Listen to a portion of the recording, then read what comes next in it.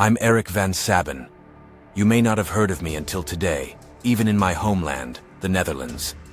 My story, which started with engineering, was written between the intelligence games of big states, and finally judges broke the nib.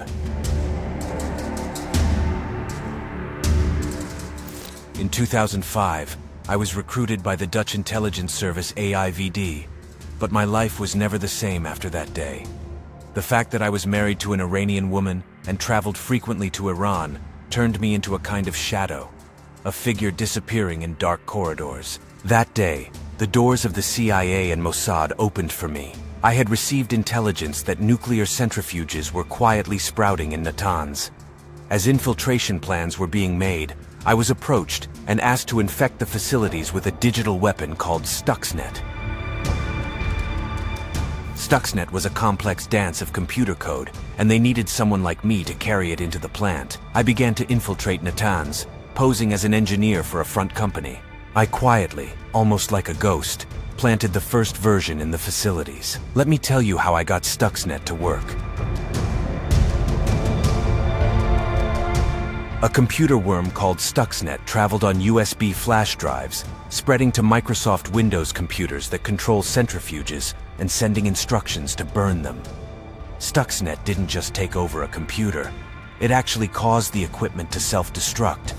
I'm talking about a system that is even more dangerous than a computer virus. While the virus lies dormant until someone loads it, a worm can spread even before it is activated. The result was the destruction of thousands of centrifuges at Natanz. Iran's nuclear program was set back 2 years. But in the cold, dark days of 2009, when I was visiting my wife's family, I suddenly felt a sense of panic. Without telling anyone why, I fled Iran, but I could not escape the shadow of my mission.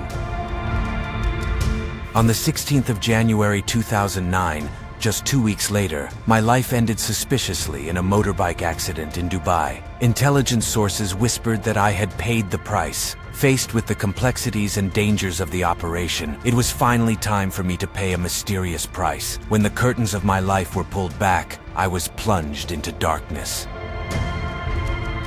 In 2010, Belarusian cybersecurity researchers helped Iran discover Stuxnet. This worm, which was perceived as a simple virus during the initial discovery period, became serious when it was discovered in the systems of some state institutions and private companies. Now the Dutch intelligence and government say that they know neither about the operation nor about my mission. Whether the Mossad and the CIA are using AIVD or not remains a secret.